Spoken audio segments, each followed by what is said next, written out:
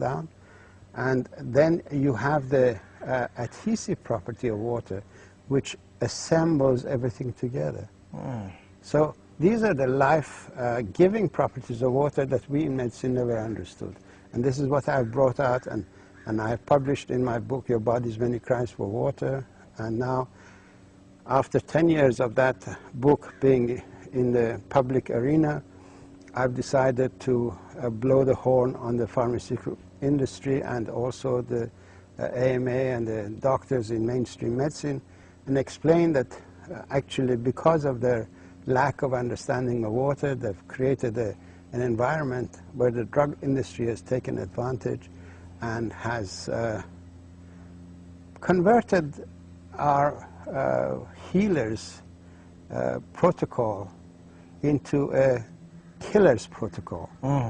The drugs that are used in medicine, according to Washington Post, which is in my latest book, Water Cures, Drugs Kill, even when used according to the prescription of the doctor, make 2 million people sicker and kill 106,000, which makes this the 4th largest killer in the health field.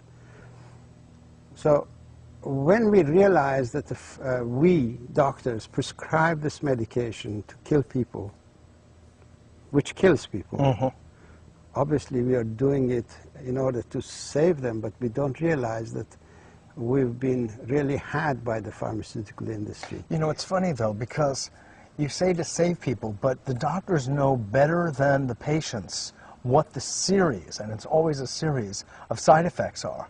And they often involve virtual liver shutdown or almost kidney failure. I mean, it's almost to that a point where the toxicity of the drugs is so severe. It makes one really question what the doctors are thinking relative to the life-saving effects of these drugs.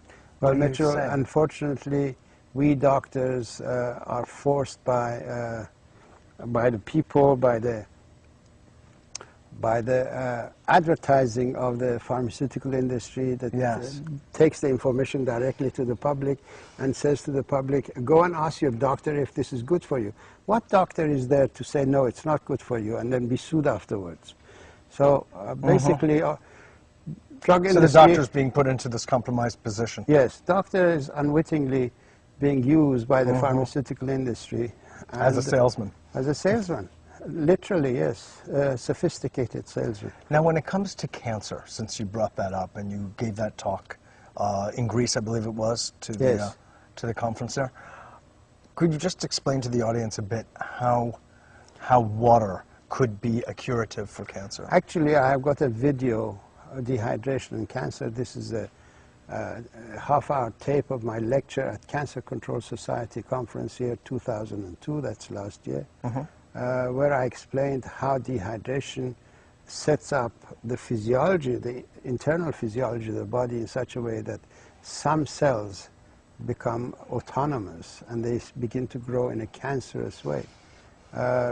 It's very simple. When you're dehydrated, your immune system is shut down completely, because histamine, which is a neurotransmitter in charge of water regulation and drought management programs of the body, has also a responsibility in monitoring the immune system. So when it gets engaged in the water regulation so that dehydration doesn't flare up the immune system unnecessarily, it automatically inhibits that aspect of its own work.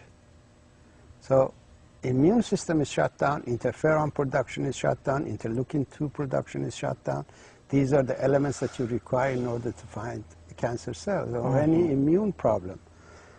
So dehydration is directly responsible. Then in dehydration, we lose some of our essential amino acids, tryptophan, tyrosine, and so on, because they're used as antioxidants. When you don't have enough water to secrete the toxic waste out of your body, then some other thing has to neutralize the acidity or toxic effect of the toxic waste. Tryptophan is used in that capacity, tyrosine is used in that capacity, lysine is used in that capacity, cysteine is used in that capacity. These are the essential amino acids that we need for our immune system. So that aspect of the immune system is shut down too. Tryptophan in itself, with lysine, tryptophan, lysine,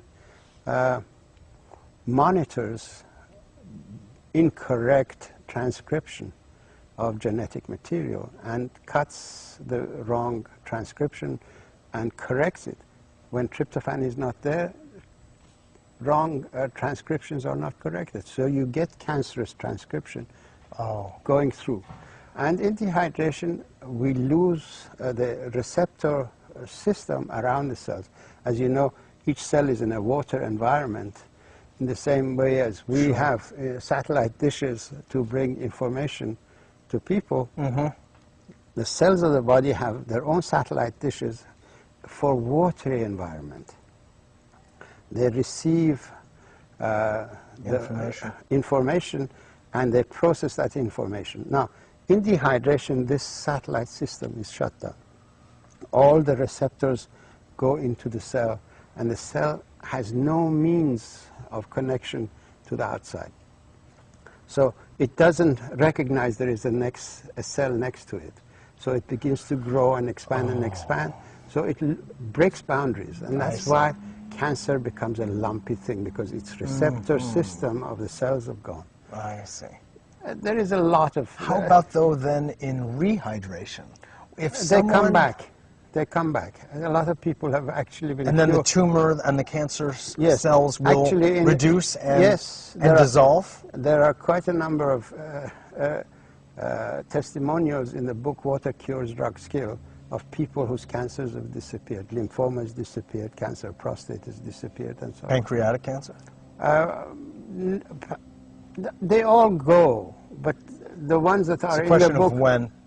They all go, because we need to study water as a anti-cancer medication. Once we do that, for each different discipline, we need to have a protocol for that. Sure. But personal observations of people is that their cancers have reduced. Now, you brought your findings to the AMA, to the FDA, to NIH. Yes. And they ridiculed it. Obviously, what I propose... It drove them to drink. What I propose is not a money-making situation. So the sick care system survives and thrives on people staying sick. If they cure people who are sick, then there is no reason for their existence. So they realize this outcome, and naturally they try to push this information out of the way. But as philosophers of science have said, Thomas Kuhn, when such a situation, conflict arises, then you have to go to the public and let the public be judged. Yes. And that's what I have done. These books are in order to arouse the public and inform the public that this is an issue before them, and they should force the government, the NIH, the FDA to look at water as a medication, begin to study it, and stop being subservient to the pharmaceutical industry that enjoys killing people in order to make money. You use the word in your new book, terrorism, kind of a gradual terrorism. Well, could you explain that further? Well, I think the pharmaceutical industry is terrorizing people with their advertising campaign and creating fear in them, forcing them to go to their doctors and ask for medication that the pharmaceutical industry wants them to have. And naturally, these medications have got side effects, and as you know, it kills. So what they're doing is a terroristic act. Well, and terrorism is not only when you explode a building. Any act that is based on fraud so deep that kills people, that constitutes a form of terrorism.